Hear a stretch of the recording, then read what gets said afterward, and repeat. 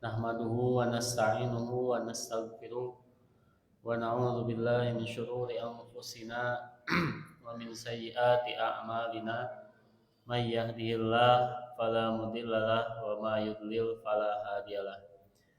Asyhadu an la ilaha illallah wa asyhadu anna Muhammadan abduhu wa rasuluhu alladzi la nabiyya ba'da amma ba'du. Ikhwatu iman rahimakumullah. Seperti biasa di Sabtu malam kita ada kajian tafsir. Setelah kemarin menyelesaikan surat ya, seharusnya kita masuk ke surat baru yaitu surat Abasa. Seperti biasa juga iwatiman rahimakumullah, sebelum kita memulai untuk mengkaji tafsirnya, terlebih dahulu mari kita baca bersama-sama ayat 1 sampai 10 dalam surat Abasa. أعوذ بالله من الشيطان الرجيم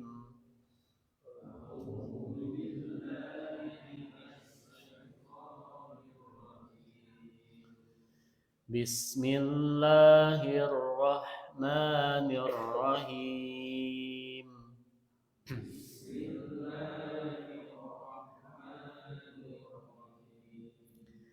عبس وتولى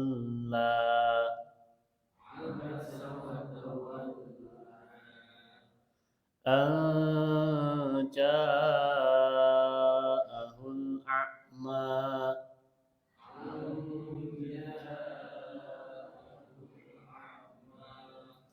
وما يدريك لعله يزكى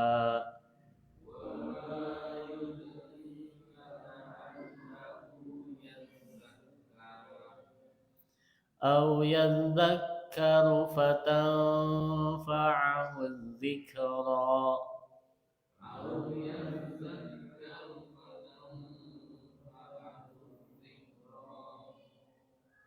أما من استغنى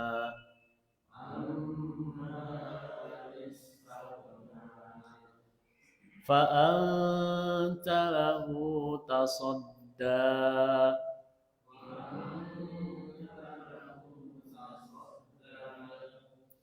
وما عليك ألا يزكى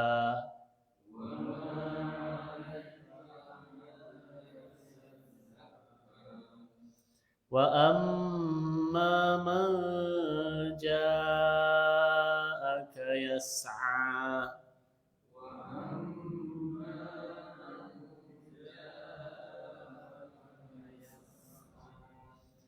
وهو يخشى فأنت عنه تلهى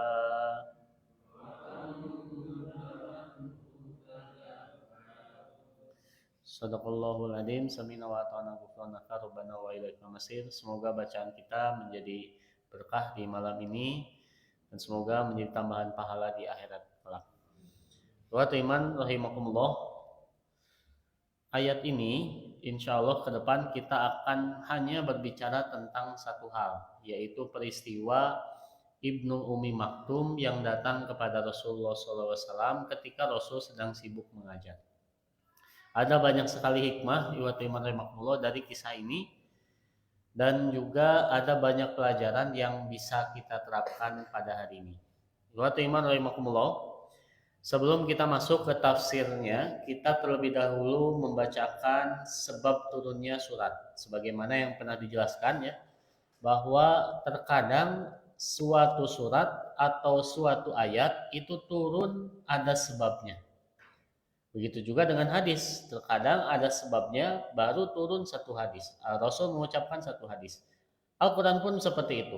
Terkadang ada ayat-ayat yang dia memang turun karena ada sebabnya.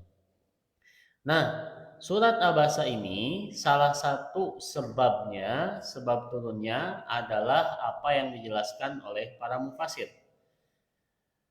Di sini Para mufasir menyebutkan bahwasannya sebab turunnya adalah anna Nabiya sallallahu alaihi wasallam kana jalisan fi ahadi ayyam ma'a jama'atin min zu'ama'i Quraisy. Jadi suatu ketika Nabi Muhammad itu sedang berbincang-bincang, berdialog, berada dalam majelis di hadapan dan bersama para pembesar Quraisy. Jadi tentu ini peristiwa penting, Pak ya.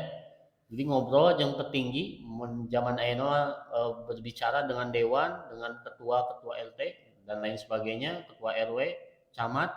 Nah, ini tentu acara yang sangat besar, acara yang sangat penting. Di tengah acara apa tujuan Rasulullah SAW berbincang dengan orang-orang Quraisy tersebut? Yad'uhum ilal Islam wa yashrahu lahum ta'alimahu. Jadi mereka itu berada dalam sebuah majelis untuk mengajak para petinggi Quraisy ini untuk masuk Islam dan juga menjelaskan tentang Islam itu seperti apa. Jadi sedang berdakwah Nabi itu kepada para petinggi Quraisy. Di tengah peristiwa penting itu, fa'aqbala Abdullah bin Ummi Maktum. Tiba-tiba datang ke majelis itu Ibnu Ummi Maktum. Wa huwa kafifal basar. Dan Ibnu Ummi Maktum itu adalah seseorang yang buta. Jadi keterangannya tidak tahu di sana sedang ada rapat, sedang ada pembicaraan dan dialog yang penting. Tiba-tiba datang Ibnu Ummi Maktum. Karena dia buta, tidak tahu kondisi, datang kepada Nabi. Faqala Ibnu Ummi Maktum mengatakan kepada Nabi, "Aqrini wa 'allimni mimma 'allamakallah ya Rasulullah." Wahai Rasulullah, ajarkan padaku apa yang engkau baca dan engkau ketahui dari ilmu Allah. Jadi Ibnu Ummi Maktum datang untuk diajarkan Islam. Padahal dia nujunan Rasul sedang mengajarkan pada para pembesar. Ibnu Ummi Maktum datang mengatakan, Rasul ajarkan pada saya. Ya itu wajar saja. Kenapa? Karena Ibnu Ummi Maktum kan tidak bisa melihat. Ya otomatisnya seperti itu. Karena tidak tahu kondisi. Wa qarrara dzalika, sampai ia mengulangi beberapa kali. Wa huwa la ya'lamu anna Rasulullah sallallahu alaihi wasallam masyghulun bi da'wati haula'i zu'ama ilal Islam. Dan dia tidak tahu bahwasannya Rasul sedang sibuk untuk mendakwahi para pembesar Quraisy. Roja'a an yusallima bisababi islamihim khalhun kafirun. Kenapa Nabi mendakwahi para pembesar Quraisy, para pemimpin kabilah? Ya karena kalau pemimpin kabilahnya masuk Islam, otomatis rakyatnya atau pengikutnya juga masuk Islam. Islamnya nanti akan banyak. Makanya ini penting. Nah, tiba-tiba ada Ibnu Ummi Maktum datang kepada Rasul. Falamma aktsara Abdullah min talabihi, ketika banyak sekali Ibnu Ummi Maktum itu mengulang-ulang untuk dijelaskan tentang Islam, a'rada anhu Rasulullah sallallahu alaihi wasallam. Rasul itu memalingkan muka, badan kesel namanya. Jadi seberapa kali Rasul ajarkan Islam, Rasul diam lama kelamaan kesal padahal ini sedang sibuk gitu. Fanazalat hadhil ayat, maka ayat ini turun allati ataballahu taala fiha nabiyahu. Maka ayat ini turun sebagai teguran kepada Nabi Muhammad sallallahu alaihi wasallam ala hadal a'rad, dari Nabi berpaling dari Ibnu Ummi Maktum. Maka Rasulullah SAW ba'da dzalika yukrimuhu wa idza ra'ahu wa yaqulu lahu marhaban biman atabani fihi rabbi. Jadi Rasul setelah peristiwa itu begitu memuliakan Ummi Maktum karena lewat Ibnu Ummi Maktum Rasul ditegur oleh Allah Subhanahu wa taala. Dan Rasul mengatakan, selamat datang wahai orang yang dengannya aku ditegur oleh Rabbku. Ayat ini berarti turun tadi secara singkatnya, ketika Rasul sedang berdakwah dengan para pembesar, datang Ibnu Ummi Maktum orang buta meminta diajarkan Islam, tapi Rasulullah malah berpaling. Maka Rasulullah SAW ditegur oleh Allah Subhanahu wa taala. Namun ternyata peristiwa Rasulullah SAW ditegur oleh Allah Subhanahu wa taala itu tidak hanya ketika peristiwa berpaling dari Ibnu Ummi Maktum, tapi ada beberapa, ada banyak. Yang pertama, salah satunya adalah ketika Nabi mengharamkan madu. Jadi Nabi Muhammad SAW kan istrinya 9, banyak ya Pak. Nah jadi bergiliran setiap hari. Pada hari itu gilirannya Siti Hafsah. Cuman karena Rasulullah SAW mampir dulu ke rumah Saudah, istrinya Siti Saudah, maka Rasulullah SAW di sana meminta makanan yang paling disukai Nabi, yaitu madu. Maka pada saat itu Hafsah itu cemburu sampai-sampai sehari sawengi diantepkeun. Jadi istrinya Nabi pun cemburu kepada Nabi Muhammad SAW karena dia nyimpang heula ka Hafsah dan dia makan madu dan dia suka. Jadi cemburu. Maka Nabi pun merasa tidak enak, ini kenapa tiba-tiba Siti Hafsah begitu kepada saya. Pada akhirnya Nabi Muhammad SAW mencari tahu dan akhirnya tahu, oh ternyata gara-gara madu. Pada hari itu Nabi Muhammad SAW mengatakan, saya hari ini tidak akan pernah makan madu lagi, dan madu saya haramkan untuk diri saya sendiri. Maka turun sebuah ayat yang kita kenal semua, ya ayuhan nabiyyu lima tuharrimu ma ahallallahu lak. Wahai Nabi, kenapa kamu mengharamkan apa yang Allah halalkan? Nah, ini teguran yang pertama. Yang kedua, ketika Rasul memilih untuk menembus tawanan ke dalam perang Badar. Dalam perang Badar umat Islam kan menang ya Pak. Tawanan-tawanan orang Quraisy itu pada saat itu ada dua pendapat. Kata Abu Bakar, Rasul kan umat Islam itu sedang menjajah, sedang kecil. Nah nanti coba saja tawanannya itu ditebus dan itu dipakai untuk operasional Islam zaman itu dipakai untuk perang berikutnya dan dipakai untuk perbendaharaan Islam. Tapi kata Umar bin Khattab, dia mengatakan, Rasul untung gitu. Mending semua ini, tawanan ini dibunuh saja daripada harus ditebus. Maka Rasul memilih usulan Abu Bakar dan menebusnya. Kemudian Allah Subhanahu wa taala menegur Nabi Muhammad SAW, maka nali nabiyin ayyakuna lahu asro hatta yuthkhina fil ardi.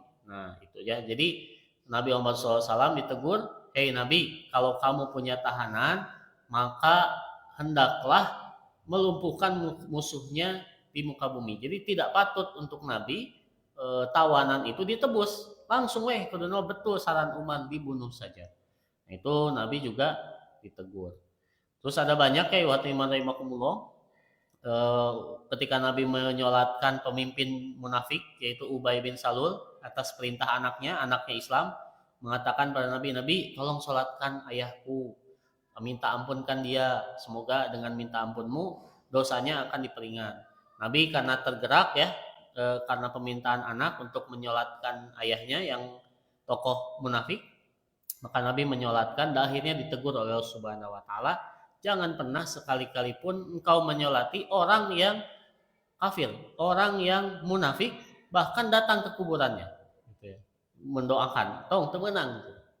Tegas di Islam. Nah, Rasul juga diperingatkan oleh Rasulullah. Terakhir, ketika Rasul mendoakan Abu Thalib, pamannya ketika itu sedang sekarat akan meninggal.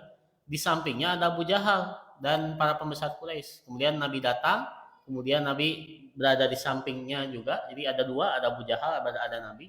Kemudian Nabi mengajak Abu Thalib untuk masuk Islam. Aisyah Abu Thalib teh, wahai Rasul, saya tidak pernah meragukanmu, saya tidak pernah menganggapmu berbohong.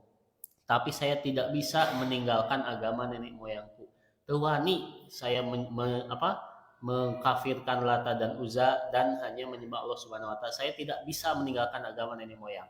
Kemudian Abu Thalib meninggal dan Nabi mengatakan semoga Abu Thalib diampuni atas jasa-jasanya kepada Nabi Muhammad SAW. Nah, peminta ampunan Nabi kepada orang kafir seperti Abu Thalib itu ternyata dilarang oleh Allah Subhanahu wa taala di dalam surat At-Taubah ayat 13. Jadi ada beberapa kasus Nabi dilarang dan diberi peringatan oleh Allah Subhanahu wa taala terkait kesalahannya. Nah, baru kita masuk ke tafsirnya. Tafsirnya adalah yang pertama, ayat pertama dan kedua, abasa wa tawalla an ja'ahul a'ma. Dia Nabi Muhammad berwajah masam dan berpaling karena seorang buta yang telah datang kepadanya. Tadi saya seorang buta Pak, Ibnu Ummi Maktum. Kata para mufassir, abasa itu bermakna taqtibul wajhi wa taghyiru hayatihi mimma yadul al-ghadab. Jadi mukanya berkerut, kemudian mukanya berubah. Jadi ya kelihatan Pak ya, orang yang suka dan tidak suka. Biasanya orang yang tidak suka itu ya beda lah wajahnya, jadi berubah ekspresinya. Selain Nabi Muhammad SAW mengerutkan kening, wajahnya tidak suka, Nabi juga tawala, memalingkan muka. Jadi bukan hanya memalingkan muka tidak peduli, tapi sudah tidak suka kemudian dipalingkan mukanya. Berarti benar-benar tidak suka Nabi Muhammad SAW. Padahal ihwati iman rahimakumullah, Ibnu Umi Maktum itu bukan orang lain. Ibnu Umi Maktum itu adalah Ibnu Khala Sayyidah Khadijah, yaitu anak bibi Sayyidah Khadijah. Jadi dulur keneh bedanya anak bibi berarti naon namina teh sepupu itu kenaon lah. Ternyata Ibnu Umi Maktum itu adalah kerabat Nabi meskipun tidak dekat. Kerabat Nabi yang datang Nabi benci karena Ibnu Umi Maktum mengganggu acaranya yang sedang mendakwahi orang kafir. Nah, itu yang pertama. Jadi abasa dan watawala itu menunjukkan benar-benar Nabi itu tidak suka. Kemudian Ibnu Umi Maktum itu bukan siapa-siapa, ternyata saudara keneh. Kedua saudara yang harusnya diprioritaskan ini malah dipalingkan mukanya. Kata Tantowi di sini Al-Qur'an di sini Ibnu Umi Maktum disebutkan kan abasa wa tawalla anja'ahul a'ma, ketika datang kepadanya orang yang buta. Kemarin sudah disebut Pak ya, orang yang buta itu atau kita mencap buta, gundul, terus pecap, bonge bahasa Sunda nama, itu bukan berarti menyebarkan aib. Disebut buta itu tidak dalam artian menghina Al-Quran di sini, tapi menunjukkan prioritas dan menunjukkan alamat dan penekanan memang orang ini benar-benar buta. Nah ini juga yang disebutkan oleh para mufasir bahwasannya Ibnu Umi Maktum penegasan kata buta tidak dimaksud untuk menghina. Beda kalau misalnya ada orang yang melihat orang gendut, misalnya gendut, nah itu dipertanyakan apakah sedang memberikan informasi atau ngehina gitu ya. Misalnya pelongo misalnya tuh ayeuna ramainya stand up comedy pelongo kan memang terlihatnya seperti itu ya. Terlihatnya seperti itu. Nah, apakah itu niatnya untuk menghina atau untuk memberikan identifikasi? Nah, itu dua hal yang berbeda. Seperti ini ya. Buta. Nah, itu beda kalimatnya dengan orang buta dan buta. Beda. Nah, ada yang tidak boleh dan ada yang boleh. Nah, Ibnu Umi Maktum di sini disebutkan dalam Al-Qur'an a'ma, orang yang buta, bukan berarti menghina. Al-Qur'an tidak seperti itu. Justru memuji. Nanti apa pujiannya nanti dijelaskan. Kemudian ikhwati iman rahimakumullah yang selanjutnya, wa ma yudrika la'allahu yazakka aw yadzakkaru fatanfa'ahu dzikra. Kata Allah Subhanahu wa taala, dan tahukah engkau wahai Muhammad, barangkali dia itu ingin menyucikan dirinya dari dosa atau mendapatkan pengajaran yang memberi manfaat kepadanya. Di sini Al-Qur'an mengatakan bahwasannya wa fi ta'bir, nah ini dalam pengungkapan tentang Nabi Muhammad SAW. Jadi kalau di ayat pertama abasa wa tawalla, dia yang telah berpaling dan bermuka masam, disebutkan tujuan ke Nabi? Tidak. Kalau ke Nabi berarti kamu yang berpaling mukanya dan berwajah masam, gitu Pak ya. Itu di dalam bahasa Arab disebut dengan domir mukhotob. Yang disebut kamu berarti orang yang diajak bicara. Orang yang diajak bicara itu kan saya, kamu. Tos ibak tacan kamu. Nah, berarti kan kamu nanti jelas tujuannya teh eta apanya? Orangnya itu jelas gitu, orangnya itu. Nah, tapi ketika Allah Subhanahu wa taala menegur Nabi, Allah Subhanahu wa taala sama sekali tidak menggunakan domir mukhotob. Tidak menggunakan kata kamu, tapi abasa wa tawalla, dia. Nah, berarti dia itu ada atau tidak ada, Pak? Itu ayah ya, goib gitu. Dia yang telah menggunduli hutan, saha. Bukan, makanya dia yang sudah menzolimi rakyat, saha duka pokoknya dia. Tapi kalau kamu orangnya jelas. Nah, Al-Qur'an, indahnya Al-Qur'an, ketika Allah memperingati Nabi peristiwa memalingkan muka, memakai kata dia yang telah memalingkan muka, tidak langsung menunjuk kepada Nabi. Tapi ketika Nabi Muhammad SAW dijelaskan tentang kondisi Ibnu Maktum, baru kamu harusnya tahu atau engkau tahu dia itu engkau tahu bahwasanya Ibnu Maktum itu ingin belajar kepadamu. Berarti yang pertama itu ketika dicarek umum, ketika diberikan penjelasan tertuju kepada Nabi. Apa hikmahnya? Kata para mufasir, di sini hikmahnya adalah penghiburan setelah teguran. Lamun di dia terus mah bisi Nabi teh dianggap. Biasanya kan orang yang bermusuhan tidak ingin sama sekali menyebutkan namanya. Biasanya mah kadang ada yang nyindir misalnya apa ya. Kalau misalnya tidak suka pada orang, menyebutkan namanya itu susah. Tidak mau karena ya hal real gitu, jangan menyebutkan namanya. Biasanya kadang menyindir dengan kata dia tak yang menggunduli hutan saha. Nah, biasanya seperti itu. Nah, itu kan orang yang benci terhadap seseorang biasanya tidak memakai kata kamu, tidak memakai nama, tapi memakai kata yang lain, dia, entah itu menyindir dan lain sebagainya. Nah, kalau Al-Quran itu terus-terusan memakai domir goib atau dia, itu menunjukkan Rasul itu benar-benar tidak disukai. Makanya Allah Subhanahu wa taala menghibur Nabi setelah teguran dengan kembali menunjuk dan memanggil nama. Itu selanjutnya yang selanjutnya amma manistagna fa anta lahu tasadda. Sebaliknya, kalau Ibnu Umi Maktum ingin tahu tentang Islam, maka orang-orang yang kafir mau kamu dakwahi sebagaimanapun tetap tidak butuh. Berarti pertemuan itu bukan orang kafir yang ingin belajar Islam, tapi Nabi nyamperkeun untuk apa? Mengajari. Giliran ada orang yang ingin belajar tidak dihiraukan, tapi giliran ada orang yang tidak mau belajar malah disamperkeun gitu ibarat itu. Kenapa seperti itu? Nah, Allah Subhanahu wa taala menegur. Amma manistagna fa anta lahu tasadda. Orang-orang yang merasa dirinya tidak butuh, pembesar Quraisy, malah engkau beri perhatian. Ibnu Umi Maktum yang dia ingin butuh belajar Islam malah diabaikan. Nah, selanjutnya wa ma 'alaika alla yazakka. Padahal kata Allah Subhanahu wa taala, tidak ada celaan atasmu kalau orang-orang kafir itu tidak beriman.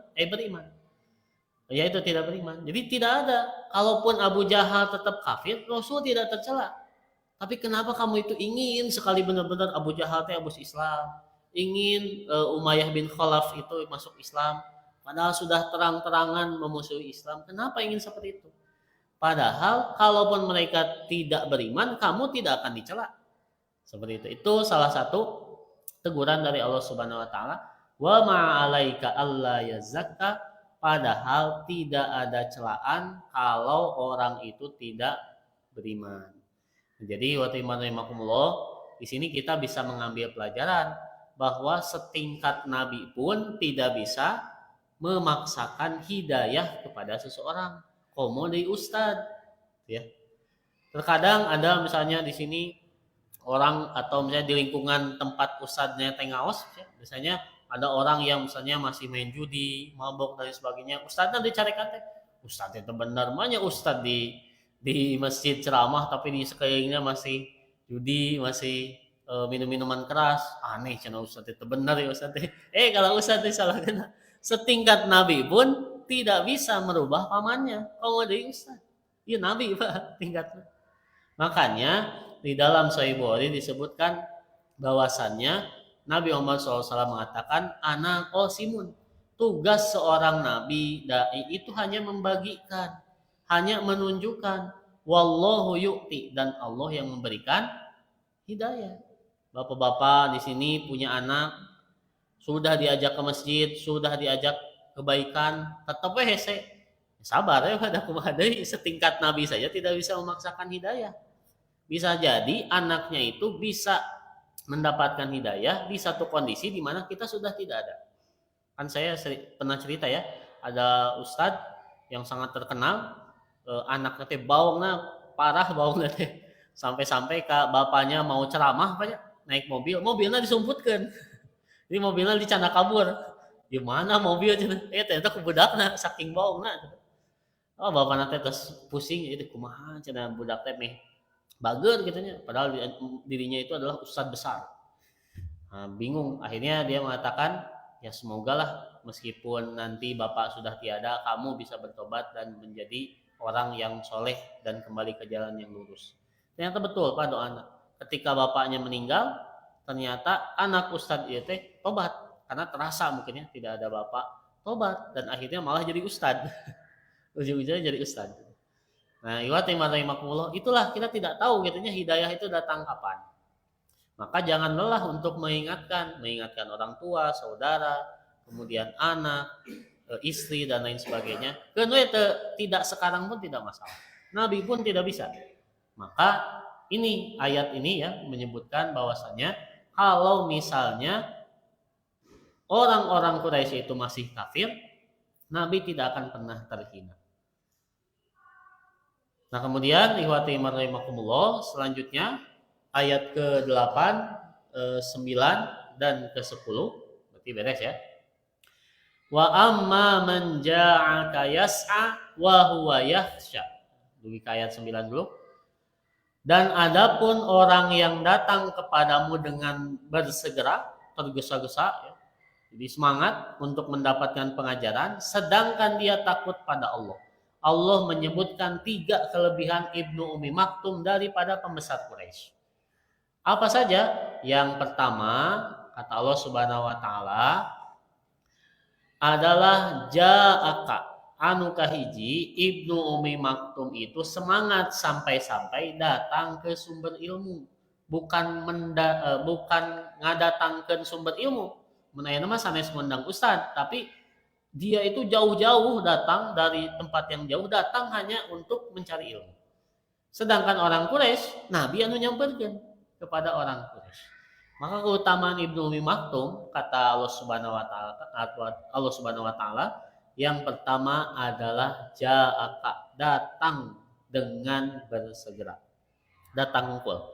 Yang kedua, ihwati iman rahimakumullah, kelebihan Ibnu Ummi Maktum ja'aka yas'a, bukan hanya datang tapi gurung-gusu, bersegera. Berarti kalau orang yang datang secara bersegera menunjukkan apa Pak? Semangatnya sungguh-sungguh. Jadi datangnya itu bukan sekedar datang. Kenapa pengawasan? Ya, daripada di bumi dicarikan ku istri. Atau daripada di bumi bosan, mending pengawasan. Begitu ya Pak. Ja'aka, sudah datang, yasa, bersungguh-sungguh. Kenapa pengajian? Sayang kalau terlewat satu hari atau satu kesempatan, wah saya sangat rugi. Tenang naon lah, saya tidak laju Persib, yang penting ngawas. Nah, ihwati rahimakumullah seperti itu. Itu Ibnu Ummi Maktum, saya pun susah untuk seperti itu Pak. Untuk memprioritaskan ilmu dibanding yang lain-lain. Ini Ibnu Ummi Maktum selain ja'aka, yas'a. Selain datang dia juga bersegera. Kemudian ihwati rahimakumullah, ini yang terakhir yang sangat-sangat jarang ditemukan di orang-orang. Yaitu ja'aka yas'a wa huwa yahsya. Dia datang bersegera, halna atau keadaannya wa huwa yahsya, dia dalam keadaan takut pada Allah. Karena apa? Ada orang yang dia datang untuk mencari ilmu, bersegera, kemudian semangat, tapi ya dia bukan karena takut pada Allah.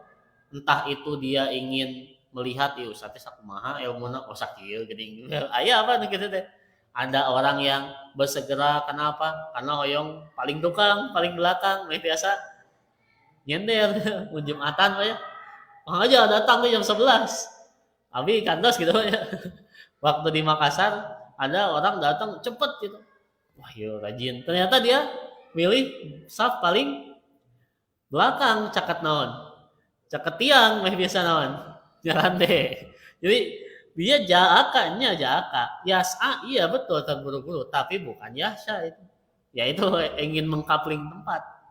Beda-beda niat seseorang datang untuk mencari ilmu.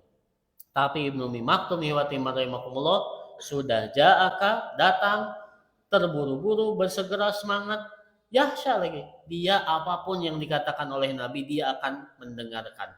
Walaupun syariatnya berat. Walaupun perintahnya tidak masuk akal. Dia akan tetap yahsya. Nah ini yang sulit ditemukan karakter orang yang belajar seperti ini. Makanya pantas ketika Allah Subhanahu wa taala mencela Nabi, bukan mencela, menegur Nabi dan mencela orang-orang Quraisy yang dia mengolok-olok Nabi padahal Nabi sudah datang untuk mendakwahinya. Jadi pantas Ibnu Umi Maktum diangkat di dalam surat Abasa karena semangatnya dan rasa takutnya pada Allah itu mengalahkan rasa malas, mengalahkan sakit hatinya, mengalahkan apapun yang hanya dia inginkan adalah mendapatkan hidayah dan juga mendapatkan penerangan tentang Islam.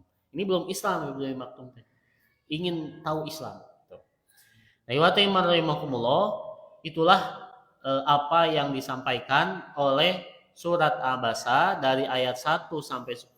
Banyak sekali pelajaran yang bisa kita ambil dan ternyata kita semakin tahu kalau misalnya orang kafir itu mau didakwahi segimanapun ketika hatinya menolak ya sudah dia tidak akan melihat sama sekali.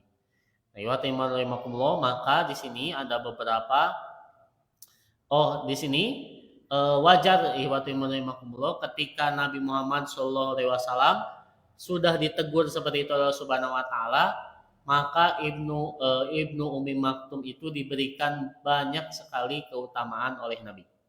Karena saking tadi apa? Saking benar-benar yas'a ja'aka yahsya.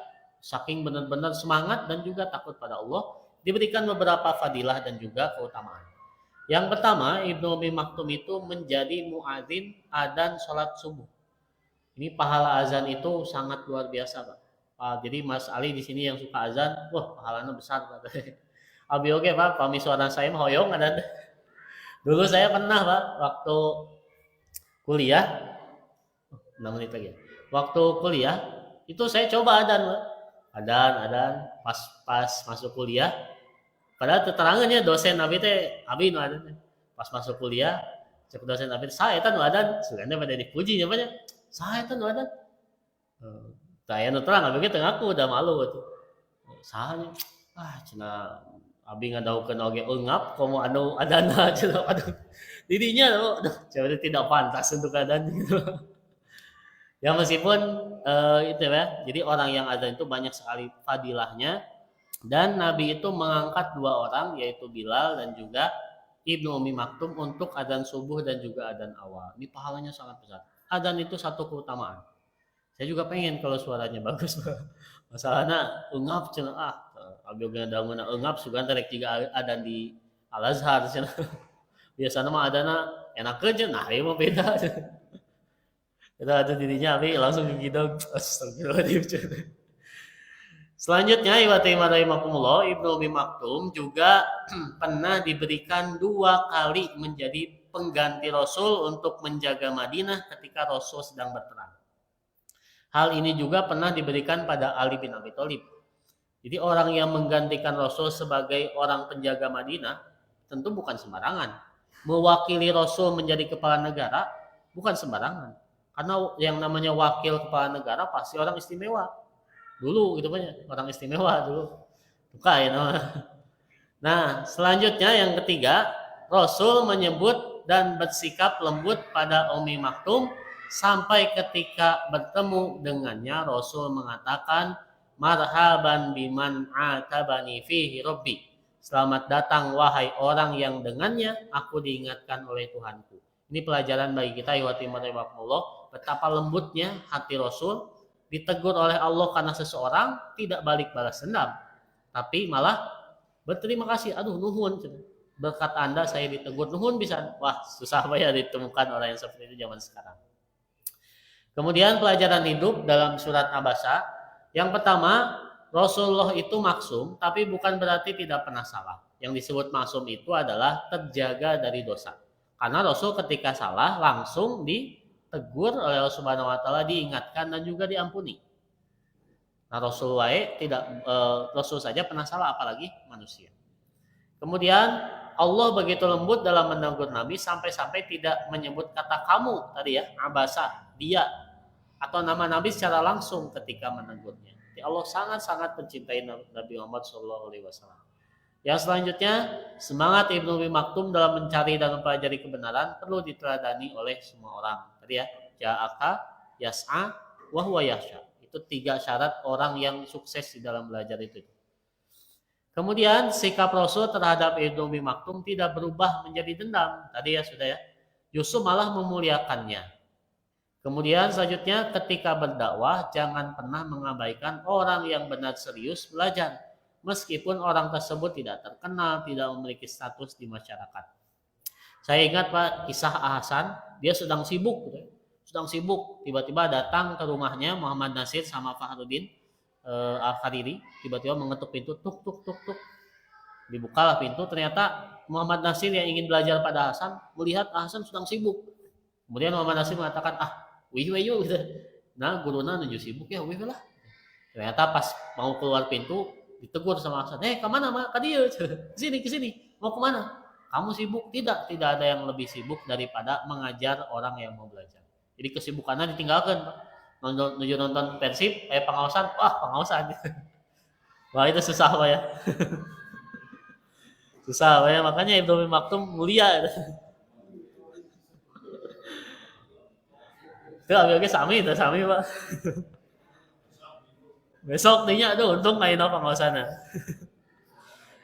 Yang terakhir ya rahimakumullah, tidak ada kewajiban bagi seorang pendakwah agar yang didakwahi bisa mendapat hidayah. Tadi sudah Pak ya. Dakwah itu yang wajib adalah menyampaikan, bukan menjadikan orang tersebut baik atau Islam.